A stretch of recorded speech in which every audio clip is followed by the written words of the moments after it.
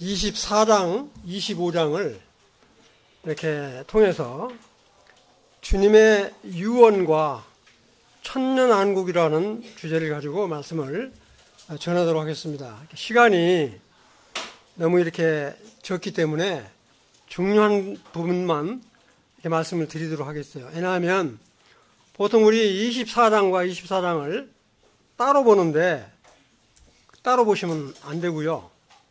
우리 주님이 마지막 이렇게 제자들한테 하신 말씀이기 때문에 제가 유언이라는 표현을 썼습니다. 주님이 마지막 유언을 하시는 게 바로 24장과 25장의 말씀이에요. 그래서 마태복음 21장에 보면 우리 주님이 예루살렘에 입성을 하십니다. 입성을 하셔서 딱 5일 되면 십자가에 못 박혀 돌아가십니다. 왜냐하면 주님은 반드시 6월절에 돌아가셔야 되기 때문에 그렇습니다. 출애굽기 우리 12장에 보면 열흘날 양과 염소를 취해서 열 나흘날 이렇게 양과 염소를 잡죠. 딱 5일이에요.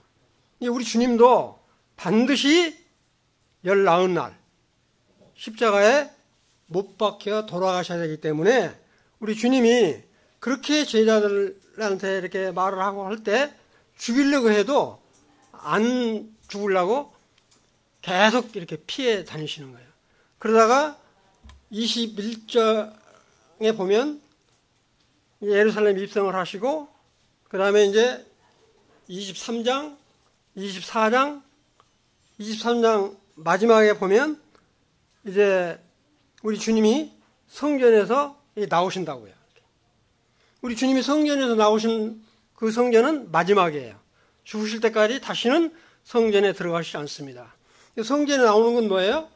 우리 주님이 이제 십자가에 못 박혀 돌아가시는 것을 예표하는데 제자들은 전혀 그걸 눈치 못채고 이 46년 동안에 지은 이 성전이 얼마나 아름답습니까? 이런 이야기를 하고 있는 거야. 우리 주님하고 제자들하고 3년 동안 같이 다니셨어도 동문서답을 하는 겁니다. 얼마나 안타깝겠어요? 내가 앞으로 나흘 후면 십자가에 못 박혀 죽는 거를 제자들한테 간접적으로 이야기를 해도 도통 못 알아듣는 거야. 여러분들 마태복음은 딱 읽으시면 왕국 복음에 대한 거를 이렇게 말씀을 하시거든요. 그 마태복음 쭉 읽으시다가 보면 신약으로 생각을 하시죠. 일반적으로 마태복음 처음에 딱 읽으면 신약으로 생각을 하시는데 마태복음에서 신약은 언제부터예요? 우리 주 예수 그리스도가 십자가에 못 박혀 돌아가시고 부활 이후부터 신약이에요. 그 안에는 전부 우리 주님은 구약을 완성하신 거라고요. 성경을 읽으실 때 마태복음을 읽으실 때 이거 신약에 맞춰서 읽으면 답이 안 나옵니다. 다시 말씀드리면 24장, 25장은 우리 주님이 이제 예루살렘 성이 파괴된다고 이런 말씀을 하시니까 제자들이 24장 건너뛰어서 24장 1절에 한번 봐요. 23장 39절에 너무 중요한 말씀이기 때문에 마태복음 23장 39절을 이렇게 한번 보시면 내가 너희에게 이르노니 이제부터 너희는 찬송하리로다. 주의 이름으로 오시는 이여 할 때까지 나를 보지 못하리라. 우리 주님이 이제 이런 말씀을 하시는 거예요. 38절에 보면 뭐라고 나와요? 너희 집이 황폐해지리라 이런 말씀을 하시잖아요. 우리 주님이 지금 이 성전이 황폐해질 거를 지금 말씀을 하시고 뭐냐면 우리 주님이 뭐라고 했어요? 주의 이름으로 오시는 이여 할 때까지는 나를 보지 못하리라. 이건 이따 이제 말씀을 드리기로 하고요. 이렇게 이제 마지막 말씀을 하시는 거예요. 그 다음에 이제 24장 1절에 딱 넘겨보시면 우리 주님이 뭐라고 하냐면 예수께서 성전에 나와서 가실 때 제자들이 성전 건물들을 가리켜 보이려고 나오니 그랬습니다. 조금 전에 말씀드렸지만 이 성전에서 나오시는 거는 우리 주님이 십자가에 못 박혀 돌아가시기 위해서 성전에 나오는 거야. 근데 제자들은 그걸 모르고 성전이 언제 무너집니까? 때와 시기는 언제입니까? 이걸 묻는다고요. 24장 2절에 보면 대답하여 이르시되 너희가 이 모든 것을 보지 못하느나 내가 진실로 너희에게 이르노니 돌 하나도 돌 위에 남지 않고 다 무너뜨려지리라. 주님이 이런 말씀하시면 얼마나 황당해요. 지금 이 46년 동안 이 건물 아직 완성도 안 됐어요. 46년 동안 지었어도 그 아름다운 황금으로 둘러싸인 그 아름다운 성전이 돌 하나 돌 위에 남지 않고 무너뜨려진다고 그러니까 제자들은 너무 황당하잖아요. 우리 주님은 지금 유언의 말씀이잖아요. 이렇게 말씀이. 이런 말씀이 언제 이루어졌어요? 이렇게 성전이 완전히 무너진 거는 AD 70년에 로마의 디도스 장군이 와서 완전히 폐허를 해서 1차 성립이 됐어요. 1차. 그러나 완전히 된 건 아니잖아요. 마지막 때가 남아 있으니까. 그런데 24장 3절에 보면 이 말씀이 나와요. 24장 3절. 자, 읽을게요. 예수께서 성전에 나오셔가지고 예수께서 감람산 위에 앉으셨을 때 그랬어요. 그리고 이걸 일반적으로 24장, 25장을 감람산 설교라고 그렇습니다. 올리브산 설교 또는 감람산 설교라고 그러는데 이 감람산에 딱 이렇게 앉았을 때 제자들이 와가지고 묻죠. 어느 때에 이런 일이 있겠사오며 주의 임하심과 세상 끝에는 무슨 징조가 있사오리까? 이건 세 가지 질문이잖아요. 세 가지. 이런 시기는 언제입니까? 이렇게 파괴될, 황폐될 성전이 완전히 무너져 버릴 그 시기가 언제입니까? 하고 묻고요. 그 다음에 주님의 재림의 징조가 어떻습니까? 두 번째 질문이에요. 그 다음에 마지막 때가 언제 징조가 어떻습니까? 세 가지 질문을 해요.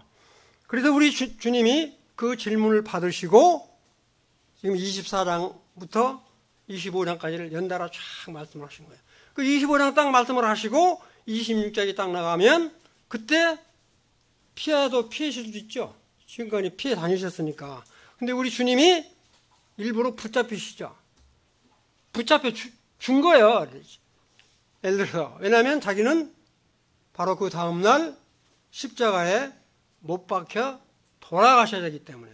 돌아가시지 않으시면 구원을 이룰 수가 없어요.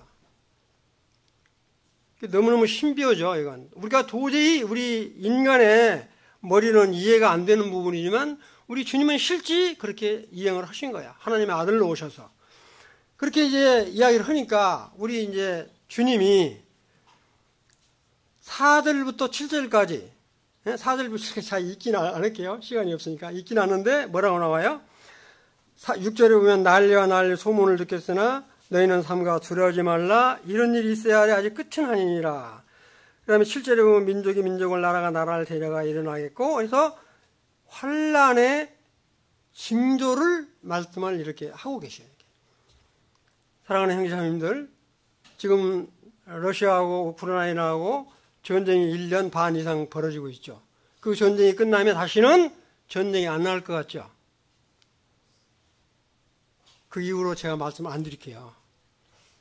지금 아주 긴박하다고요. 우리나라에서 일어날 수 있을지도 모르지만 이스라엘을 여러분들은 지목을 하셔야 돼요. 한 가지 미리 말씀을 드리면 말씀 안 드릴 것 같아서 이 24장과 25장은 구원받은 우리 성도들에게는 전혀 상관이 없어요. 왜 그렇습니까? 24장이 되기 전에 우리 구원받은 성도들은 이미 주님의 나팔소리와 더불어 딱 채소 공중으로 올라가 버려요. 그걸 일명 휴거라고 그러죠.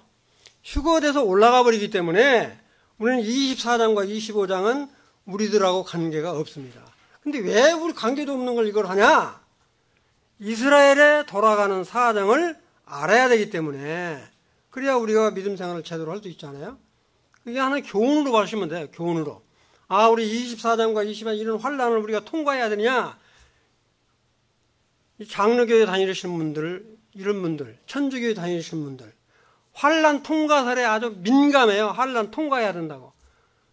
왜 그렇게 환란을 통과하기를 그렇게 원하는지 모르겠어요.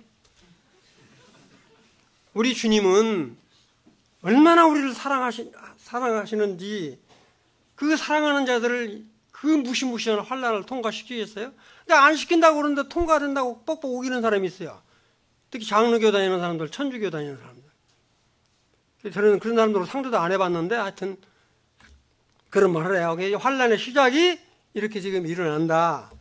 그 다음에 8절부터 13절까지는 환란의 시작이 일어납니다. 이걸 환란의 시작은 제가 참고로 말씀드릴게요. 7년 환란이 이 마태복음 24장에 언급이 되어 있는데 7년. 그런데 다니엘서 9장 27절에 보면 이따 저 보이겠는데 이절에 보면 3년 반 7년을 딱 반쯤 나누면 3년 반, 전 3년 반, 후 3년 반 그런다고요.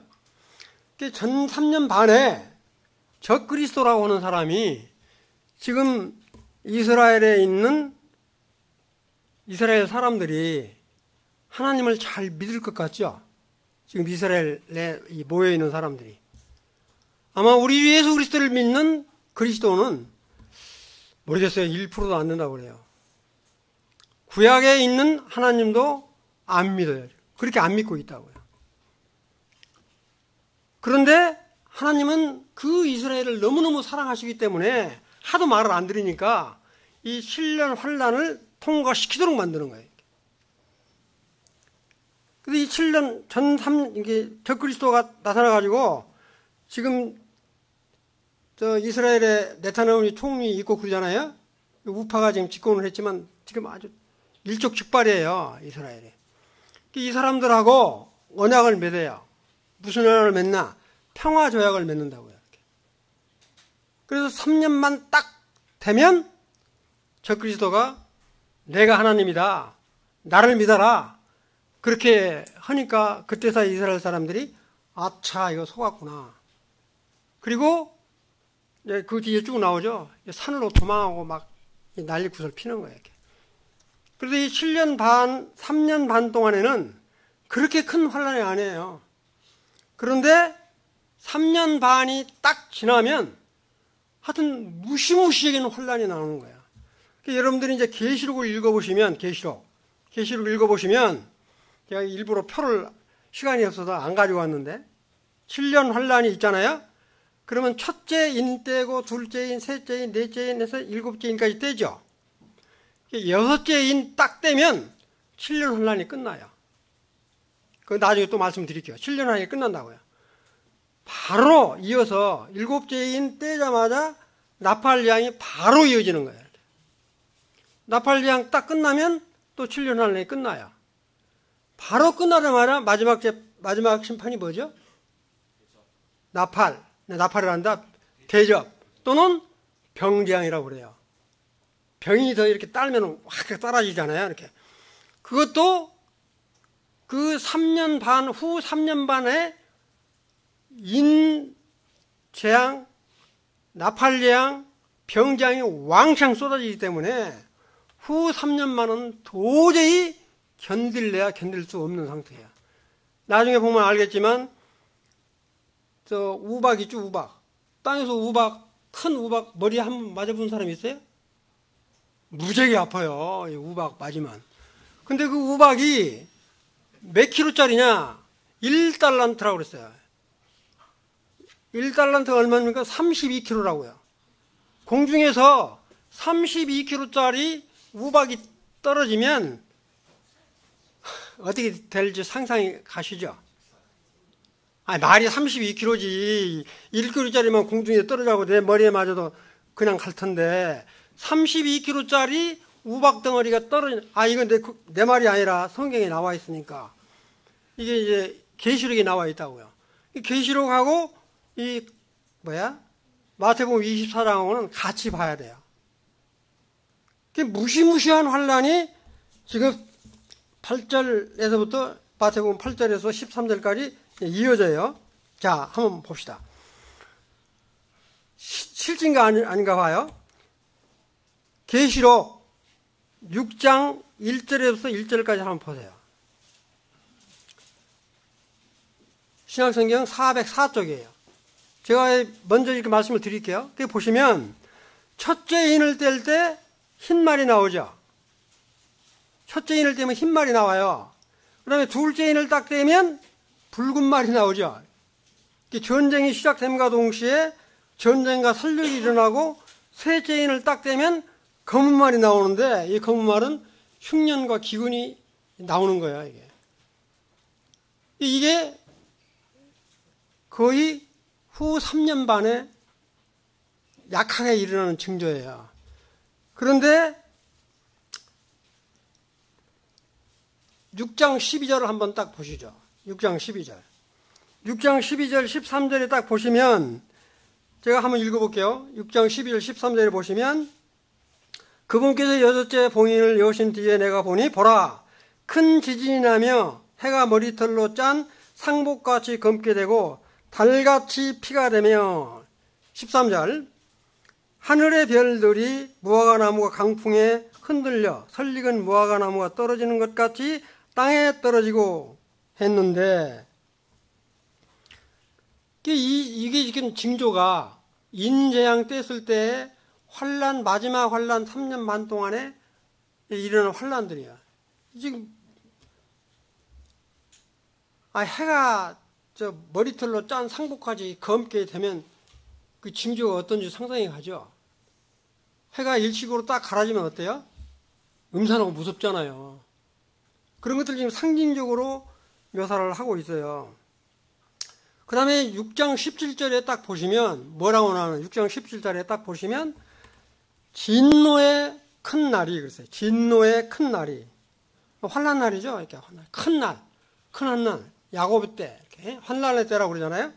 진노의 큰 날이 이르렀으니 누가 능히 서리요 하더라. 그러니까 도저히 견딜 수 없는 거예요. 이렇게 지금 여섯째 인 뗐을 때 상태예요. 여섯째 인 뗄 때. 그 다음에 이제 24장 13절 건너뛰어서 한번 보시면 24장 13절에 보면 그러나 끝까지 견디는 자는 구원을 얻으리라.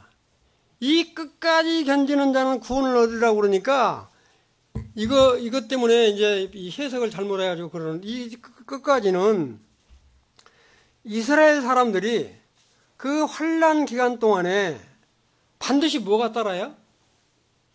이렇게 상거래를 하려면 무슨 표를 받아야 돼요? 666표를 받아야 된다고요. 666표.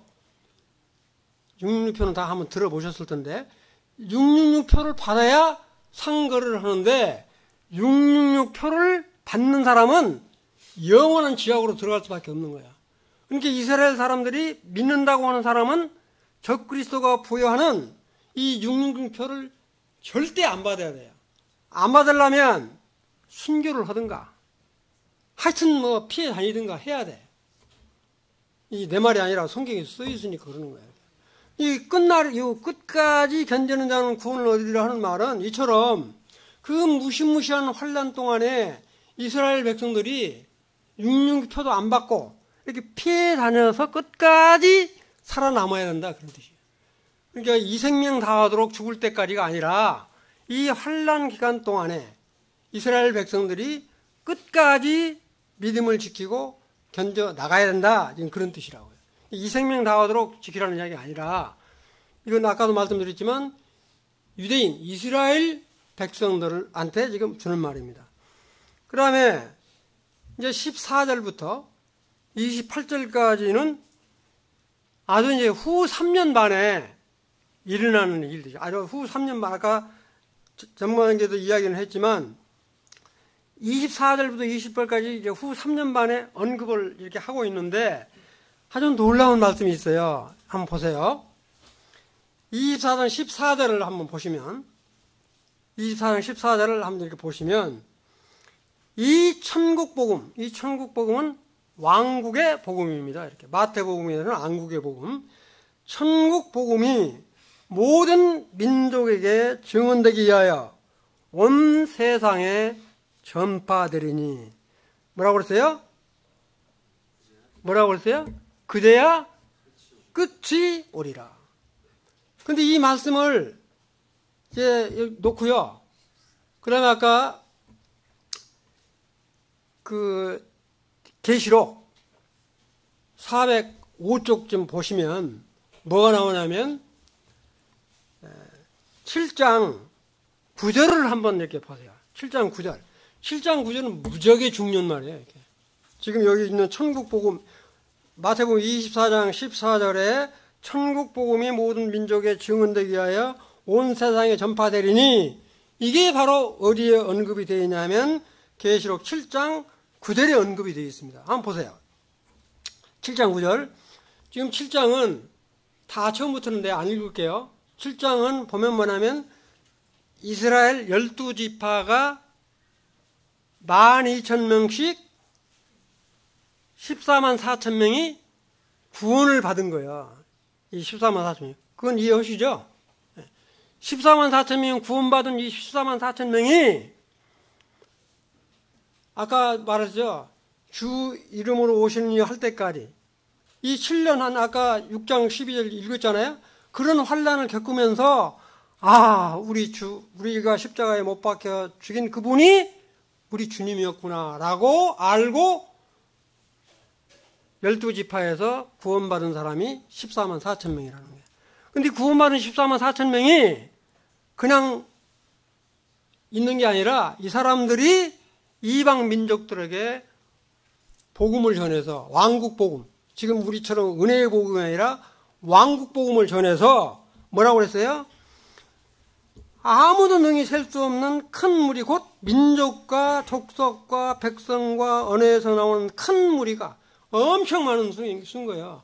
무리가 흰 내복을 입고 손에 종려나무 가지를 들고 왕자 앞과 어린 양 앞에 서 있다. 이게 바로 뭡니까? 구원받은 사람들이 지금 서 있는 거야. 그러니까 이게 또 뭐야? 24장 14절, 마태복음 24장 14절에 천국 복음이 모든 민족에 증언되기 위하여 온 세상에 전파되리니 그제야 끝이 오리라 그랬잖아요. 이 말씀을 이루신 거예요. 그런데 이제 계시록 보면 어때요? 우리가 휴거됐다라고 하는 뭘 알 수 있냐면 1장부터 3장까지는 교회 이해가 나와요. 근데 4장부터 19장까지는 교회 이야기가 한 번도 나오지 않습니다. 왜 그렇습니까? 이미 우리 교회 사람들은 구원을 받은 사람이 공중나팔에 의해서 휴거되어 버렸기 때문에 안 나오는 거예요. 또 굳이 또 우기는 사람도 있다고 하더라고요. 우리는 환난을 통과해야 된다고. 그렇게 통과하고 싶으면 통과해 보시면 좋을 것 같은데. 그 다음에 이제 24장 15절에 보면 그러므로 너희 선지자 다니엘이 말한 바 멸망에 가져간 것, 거룩한 곳에 선 것을 보거든. 아까는 말씀드린 거예요. 이게 바로 뭐냐면 다니엘서 9장 27절 구약성경 1249쪽입니다. 한번 보세요. 거기 보시면 다니엘서 9장 27절 구약성경 1249쪽에 보면 그 장차 많은 사람들과 더불어 한 일해 동안에 언약을 굳게 맺고, 아까 말씀드렸죠. 적그리스도가 이스라엘 사람들하고 언약을 맺는 거야. 평화조약을. 그러다가 3년 반 딱 지나면 내가 하나님이다. 나를 섬겨라. 그러니까 아차 우리가 들렸구나. 그리고 이제 계속 쫓겨다니는 거예요. 이렇게. 그와 같은 것이 다니엘서 9장 27절에도 이렇게 예언되어 있는 것이 그대로 성취될 것이다. 이거죠. 그래서 진노가 황폐하는 자에게 쏟아지리라 하였느니라. 그래서 하여튼 엄청 이스라엘 백성들이 7년 환란 후 3년 반 동안에는 엄청 이렇게 쫓겨다니면서, 그러니까 24장 16절부터 쭉 읽어보시면 아주 너무너무 이렇게 어려운 부분들이 쭉 나오니까 한번 읽어보시고요. 시간이 없으니까. 24장 21절에 한번 보세요. 거기 보면 뭐라고 나오냐면 이는 그때 큰 환란이 있겠습니다. 창세로부터 지금까지 이런 환란이 없었고 후에도 없으리라. 여러분들 환란 중에서 가장 큰 마지막 전쟁을 뭐라고 알고 계세요? 아마겟돈 전쟁이라고 부르시죠? 다 아시죠? 안 믿는 사람들은 아마겟돈 전쟁을 알더라고. 그 아마겟돈 전쟁은 반드시 일어날 거야. 근데 그게 어디에 명시되어 있냐? 다 안 하고요. 이 마지막 이 아마겟돈 전쟁 징조가 바로 계시록 16장 12절부터 21절까지를 보시면 이 유프라데스 강에다가 여섯째 병 있죠? 대접이나 병이나 같은 거예요. 유프라데스 강에다가 여섯째 병을 싹 쏟아 부으면 무시무시한 이렇게 환란이 나와요. 그 영향이 어디까지 미치냐면 그 16장 12절 21절에 그런 영향이 미친과 동시에 아까도 말씀드렸지만 나팔리왕이 이렇게 일곱째 나팔이 병보다 먼저 일어나죠. 일곱째 나팔이 일어나는 게 어디에 나와 있냐면 계시록 11장 15절 한번 보세요. 계시록 11장 15절 409쪽을 한번 보시면 일곱째 천사가 나팔을 불매 하늘에 큰 음성이 나서 이르되 세상 나라가 우리 주와 그리스도의 나라가 되어 그가 세세토록 왕노릇 하리로다. 지금 제가 너무 빨리빨리 하려고 그러니까 좀 그런데 여기 지금 보면 몇째 나팔이라고 그랬습니까? 네, 일곱째 나팔이죠.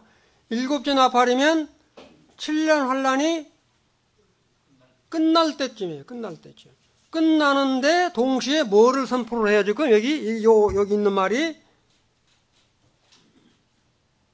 큰 음성이 나서 이르되 세상 나라가 우리 주와 그리스도 나라가 되어 천년왕국에 선포하고 있는 거예요. 지금. 이 일곱째 나팔이 불면서 바로 뭐냐면 천사가 지금 천년왕국을 선포를 하는 거야. 7년 한 날 끝나면 천년왕국에 들어가야 되잖아요. 근데 이렇게 요걸로 끝나버리면 되는데 요걸로 끝나버리면 얼마나 좋겠어요. 그런데 일곱째 나팔 불 때 천년왕국을 선포하면서 바로 이어서 환란은 계속 일어나는 거예요. 그 환란이 계속 일어나는데 그게 14장 20절까지 연결이 돼요. 14장 20절 한번 보세요. 14장 20절에 보시면 그 흐르는 피가 얼마나 많은지 예루살렘 성에서부터 저기 사해 바다까지 무려 300km가 피가 흘러내려간다고요. 몇만 명이나 죽으면 그렇게 될 것 같아요? 그것도 말굴레 높이로. 말굴레 높이면 약 1.5m 되겠죠? 피가 1.5m 높이로 300km가 흘러간다. 한번 상상을 해보면 에이 뭐 이렇게 거짓말을 하는가 그러는데 거짓말이 아니라 내 말이 아니라 성경이 그렇게 나와 있다고요. 300km. 그렇게 이 7년 환란 후 3년 반은 그렇게 무시무시한 재앙이 떨어진다. 그때서야 이스라엘 백성들이 아까도 말했지만 우리가 십자가에 못 박혀 죽은 그 주님이 메시아였구나 라고 하는 것을 그때서 안다는 거야. 그래서 14만 4천 명이 구원을 받고 그 사람들이 왕국의 복음을 전하는 것들이 지금 언급이 되어 있어요. 여기까지 무슨 말씀이 이해되시죠? 네. 그래서 이제 24장 31절 아까도 말씀드렸지만 그가 큰 나팔 소리와 함께 천사들을 보내리니 그들이 그의 택하신 자들을 하늘 이끌어서 저 끝까지 사방에서 모으리라.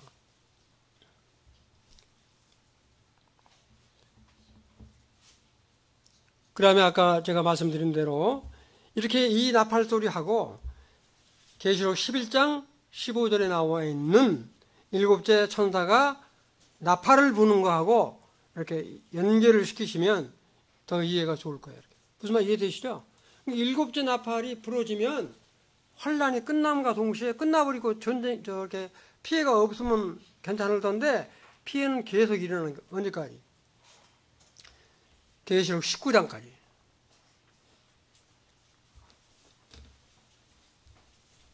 그 다음에 이제 건져 띄우세요. 이제 32절부터 24장 32절부터 51절까지는 그 유명한 무화과나무에 배울 교훈입니다. 무화과나무. 우리가 보통 무화과나무, 포도나무, 감람나무를 뭘로 상징을 하죠? 이스라엘로 상징을 하죠. 여기 그런 말씀이 나와요. 무화과나무의 비유 뭐라고 나오는데 뭐라고 그랬어요?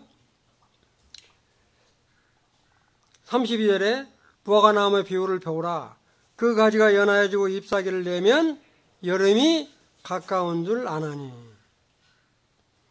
그 다음에 37절에 보면 노아의 때와 같이 인자의 임함도 그러하리라. 38절에 홍수전에 노아가 방주에 들어가던 날까지 사람들이 먹고 마시고 장가들고 시집가고 있으면서. 그리고 지금 아까 24장 2절에 제자들이 딱 묻죠. 이렇게 날 시기가 언제입니까? 그 시기를 지금 무화과나무에 비유를 한 거예요.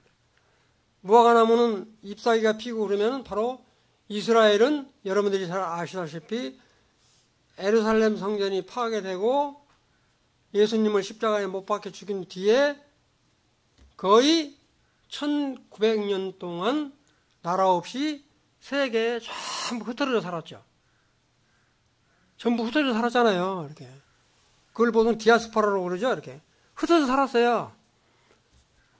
그때 당시까지, 1900년대까지는 성경을 이스라엘 나오면 이건 이스라엘은 영적 이스라엘이라고 분별을 했어요. 이스라엘이 없어져 버렸으니까.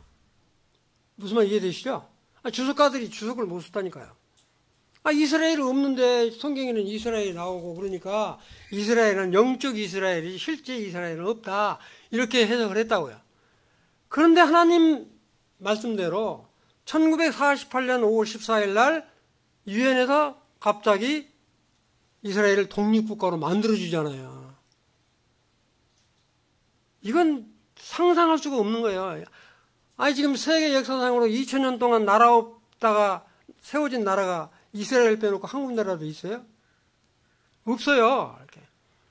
그 같은 약속을 이 무화과 나무 잎사귀를 하면서 바로 이 이스라엘이 이렇게 독립국가로 세워지면 이런 환란의 때가 있을 거라고 하는 그 시기를 또 징조를 같이 보여주고 있는 겁니다. 무슨 말씀 이해되시죠? 그러면서 뭐라고 그래요? 이때는 노아의 때 우리 창세기 6장에 보면 뭐라고 나와요? 하나님의 아들들이 그랬어요. 하나님의 아들들이 사람들의 딸들을 취했다. 이리 나오죠? 고상한 말로 취했다고 그러는데 이 천사들이 결혼을 하고 그러면 안 되잖아요. 천사들이 결혼하고 그러면 여자들하고 같이 살고 그러면 안 되잖아요. 근데 이 악한 천사들이 자기들이 원하는 여자를 다 데리고 사는 거예요. 그래가지고 나는 게 뭐 나와요? 거의 거인 종족들을 태어나게 한 거라고요. 그래서 어거스틴이라는 사람은 이 하나님의 아들들을 셋의 후손으로 봤어요. 지금도 저 주석에 보면 셋의 후손으로 나온 게 많아요. 저 처음에 읽고 그렇게 봤는데 이 셋의 후손이 아니라고요. 그러니까 하나님이 보시기에 얼마나 악했어요? 하나님의 천사들이 가만히 있어도 괜찮을 텐데 사람들의 딸을 취해가지고 그것도 정상적인 예를 나면 얼마나 좋아요? 거인 종족을 막 낳고 그러니까 하나님이 뭐라고 그랬어요? 사람 지으심을 뭐라고 그래요? 한탄했다고 그러잖아요. 그래서 물로 심판을 하신다고요. 바로 그런 때와 같다는 거예요. 마지막 때는. 그러니까 동성애가 창궐한다. 이게. 지난 그 수요일 날 우리 박규일 형제가 간증을 하는데 다 들어보셨죠? 아니, 미국에 학교를 갔더니 자기소개를 하는데 나는 남자지만 여자로 불러주세요. 여자라고 불러달라고 하는데 여자라고 안 불러주면 어쩐다고요? 그거 소른다고 그러잖아요. 나는 남자인데도 여자라고 안 불러준다고. 미국이 지금 그렇게까지 변해버렸으니까. 이게 내가 한 말 아니고 우리 기울이 형제가 한 말이라고요. 우리나라도 지금 예를 들어서 동성애 반대를 외치고 해서 겨우겨우 지금 지탱해 오고 있는데 이 말씀을 이루려면 언젠가는 동성애법이 통과되고 말 거다. 동성애 하는 건 죄다. 이 말을 하면 나도 잡혀가야 돼요. 차별했다고. 바로 그런 때라는 게, 그런 때에 우리 주님이 환란이 임한다 하는 얘기예요. 환란이. 무슨 말 이해되시죠? 지금 여러분들 이렇게 징조를 보면 어때요? 지금도 웬만한 사람 그래. 정말 말세다. 이게. 말세다 하는 말 많이 하시죠? 징조를 보고 아는 거예요. 사람들도 징조를 보고. 동성애가 아주 창고를 했고요. 참 이거 뭐 말하면 제 입이 좀 더러워지니까 말은 안 할게요. 하여튼. 그 다음에 거기 보시면 24장 21절을 이렇게 이건 했으니까 그 다음에 42절을 한번 이렇게 보세요.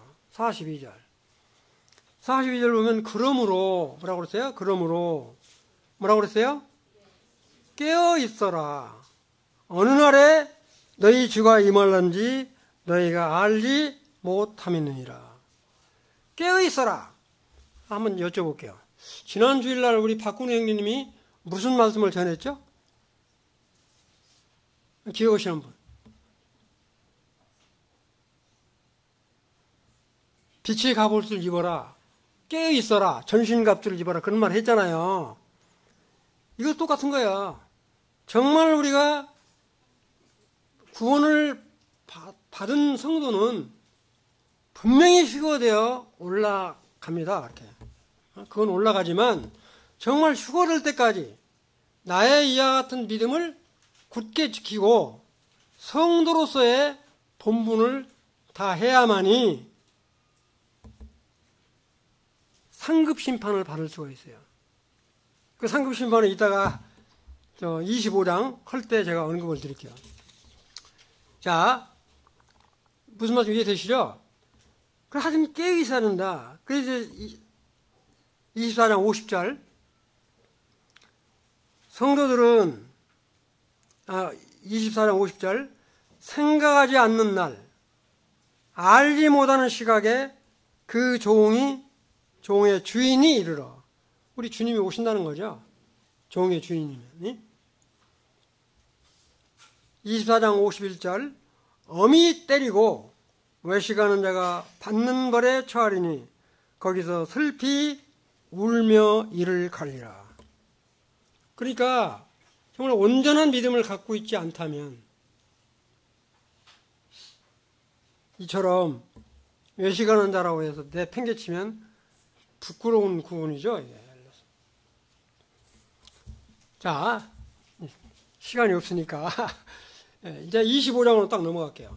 자, 이렇게 딱 말씀을 하시고 25장으로 딱 넘어가는데 25장은 우리 주님이 이 마지막 환란이 되면 지구가 없어져 버린 게 아니라 보통은 이제 종말이 온다고 그러면 지구가 없어져 버리는 거로 생각을 하시는데 그게 아니라 정말로 천년왕국에 대한 초가 어떻게 이루어지는 것인가를 25장에서 언급을 하고 있어요. 덤으로 더 말씀을 하시는 거죠. 25장에 보시면 뭐라고 그래요? 25장 1절에 보면 그때 하늘의 왕국은 천국은 뭐라고 그러세요? 마치 등을 들고 신랑을 맞으러 나간 열처녀와 같다 하는 얘기를 했어요. 자, 요 비유를 좀 말씀을 드리면, 우리는 7년 환란 전에 휴가 돼가지고 공중에 들림 받아서 하늘에서 우리 주님과 함께 7년 동안 혼인잔치를 벌려요. 여기 7년 동안 혼인잔치를 벌리는 동안에 이 지상에서는 뭐가 일어난다고요? 7년 환란이 벌어지는 거예요. 이 7년 환란이 지상에서는 7년 환란이 벌어지고 지상에서는 우리 믿는 성도들은 몸이 호련히 변화돼 가지고 주님과 같은 몸으로 변화돼서 우리 올라간 우리는 신부예요, 들러리예요? 신부예요, 신부. 신부는 하나예요, 교회. 이 신부된 우리하고 우리 주님하고 혼인잔치를 하고 그 다음에 지상으로 내려오시죠. 그게 바로 25장에 있는 말씀이라고요. 하늘에서 이렇게 결혼 예식을 마치고 우리 신랑이 이렇게 내려온다고요. 이렇게. 이 2절에 보면 뭐라고 그랬어요? 그 중에 5은 뭐라고 그랬어요? 미련하다고 그랬죠? 미련하다, 어리석다 그런 말이죠. 어리석다. 근데 5사람은 아주 슬기롭다. 지혜로운 사람이에요. 근데 여기 이제 말씀을 드릴게요. 여기도 이제 이 해석을 잘못한 분들이 많은데, 여기서 미련한 사람 5사람은 구원받지 못한 사람이고, 슬기로운 사람은 구원받는 사람이다. 이렇게 해석을 하시는 분들이 계시는데, 전혀 그거 아니다. 그냥 말 그대로 어리석은 사람. 그 다음에 아주 지혜롭고 슬기로운 사람. 정말 그 믿음이 좋은 사람. 이렇게 보시면 돼요. 그 다음에 여기 보면 등을 가지고 있으면 뭐를 해야 돼요? 기름을 가지고 있어야 되겠죠? 기름. 그래서 기름을 저도 처음에는 그렇게 분별을 했어요. 이 등에다가 신랑이 오는데 바로 오면 들러리들이 유대인의 풍습은 들러리들이 여자들이 이제 서서 신랑을 맞이해가지고 신부 집으로 이렇게 안내를 한다고요. 이렇게. 아니 그런데 뭐라고 그랬어요? 이렇게 기다리다가 신랑이 온다. 그러니까 슬기 있는 5처녀는 등을 준비하고 기름이 충분히 있으니까 불이 안 꺼졌어요. 근데 이 미련한 5사람은 아이 신랑이다 하고 해서 마야로 가려고 하니까 이 불이 꺼지라고 그러거든요. 그러니까 이 등이 켜져 있는 사람한테 기름 좀 달라고 그러니까 우리가 기름을 너한테 주면 우리 쓸 것도 모자라니까 못 주겠다. 파는 사람한테 가서 사라 그러죠. 만약에 기름이 성령이라고 한다면 성령이 떨어져요? 우리 안에 있는 성령님이 떨어집니까? 성령님은 절대 안 떨어져요. 성령님이 도망 안 간다고요. 그 다음에 우리가 돈 주고 사라고 그러면 성령을 돈 주고 살 수 있어요? 돈 주고 사는 게 아니거든요. 그리고 여기서는 기름은 그냥 말 그대로 기름으로 보시면 돼요. 다른 해석이 필요 없어요. 그냥 기름으로 보시면 돼요. 다시 말씀드리면 들러리는 들러리의 역할을 충실히 해야 되죠. 그러잖아요. 신랑을 오면 맞이할 준비를 하려면 충분한 기름도 가지고 있어야 되고 등도 잘 챙기고 바람 불면 안 꺼지게 잘 이렇게 해야 되잖아요. 그거를 의미한다고요. 그러니까 얼마만큼 충실하게 자기 책임과 임무를 다 하는 거냐라고 하는 것을 교훈을 주시는 것 뿐이다. 이렇게 보시면 돼요. 여기서 기름이 무슨 성령이다 아니다 뭐 구원을 받았냐 그런 의미는 전혀 아니다 이거죠. 그리고 우리는 이미 들림받아 올라갔기 때문에 이미 우리는 주님과 함께 지상에 내려와서 이렇게 보는 거예요. 그 다음에 이제 놀라운 게 뭐냐면 그 다음에 시간이 막 건너뛰었는데도 이게 시간이 그런데 여기서 이제 마지막에 나와 있는 게 뭐냐면 2가지 딱 말씀을 드리면 바로 25장 13절에 보면 깨 있어라 또 나오죠. 깨 있어라. 그러고 나와서 이제 이 25장 14절부터 시작해서 달란트 비유가 나와요. 달란트. 달란트 비유. 달란트 비유는 그 전에 한번 내가 문화 비유하고 설명을 해서 길게는 말씀 안 드릴게요. 이 달러 비유는 결론만 말씀을 드리면 이렇게 5달러를 주었더니 5달란트를 더 남겼어요. 그 다음에 2달란트를 주었더니 2달란트를 더 남겼어요. 1달러를 주었더니 1달러를 이 종이 주인 때문에 무서워서 땅에다가 숨었다가 갖다 주니까 악하고 게으른 종아 그러죠. 근데 이때 여기서 말씀은 정말로 하나님이 주신 재능을 충성스럽게 사용을 해라. 그런데 5달란트를 남긴 사람이나 2달란트를 남긴 사람은 칭찬이 똑같아요. 그런데 놀라울 게 뭐냐면 누가복음에 나오는 문화 비유는 10사람한테 똑같이 한 문화씩을 주죠. 문화는 달러의 60분의 1이에요. 아주 사소한 돈이라고요. 1달러를, 1문화를 준 사람이 10문화를 나오니까 10고울을 가져라 그러고, 그 다음에 한 문화로 5문화를 남기니까 5고울을 주고 그러죠. 이건 보상이 다르죠. 하나님께서 똑같이 우리 성경 공부를 하고 똑같은 조건에 다 주어요. 그러나, 이 비유를 그렇게 쉽게 할게요. 사도 바울이 받는 보상하고 우리들이 받는 보상이 같다면 여러분들 공정하다고 생각하시겠어요? 공정하다고 생각 안 하시겠죠. 그렇게 이제 비유를 같이 하는데 여기는 달란트 비유만 나왔는데 달란트 비유는 우리 주님이 우리에게 주신 재능을 하여튼 100% 120% 활용을 해라 그런 의미고요. 그 다음에 여기 이제 마지막 25장 31절부터 시작해서 46절까지는 뭐냐? 민족의 심판이에요. 다시 말씀드리면 잘 들으세요. 이 민족 심판은 뭐냐 하면 왕이 지금 7년 환란을 통과한 구원받은 유대인들도 있겠죠. 이 사람들은 천년왕국에 들어가면 아들, 딸을 낳아요. 아들, 딸을 낳는다고요. 근데 우리는 이미 성도들은 휴거돼가지고 공중에 들림 올라간 사람은 아들, 딸 못 낳아요. 아들, 딸 못 낳는다고 또 성도가 생각하지 마시고요. 더 좋은 거니까. 그런데 이제 우리 주님이 이렇게 7년 환란을 통과한 유대 민족이 있고 7년 환란을 통과한 이방 민족이 있다고요. 근데 우리 주님이 지상재림을 해서 심판을 하는데 천년왕국이 들어가려면 심판을 하는데 오른쪽은 뭐라고 그러세요? 양. 왼쪽은 염소라고 그랬죠? 또 한 사람은 누구예요? 이들 형제들이 있어요. 이들 형제들. 25장 40절을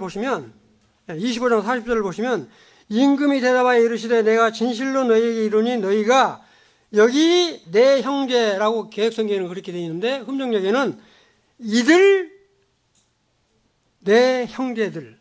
그러니까 양이 있고요. 염소가 있고요. 이 중앙에 누가 있냐면 구원받은 환란을 통과한 유대인들이 있는 거예요. 우리 주님이 이네 형제라고 하는 건 유대인들을 이야기하는 거예요. 이 유대인 이들한테 헐벗을 때 먹을 걸 주었고 병 들었을 때 치료해 줬고 이렇게 쭉 나오죠.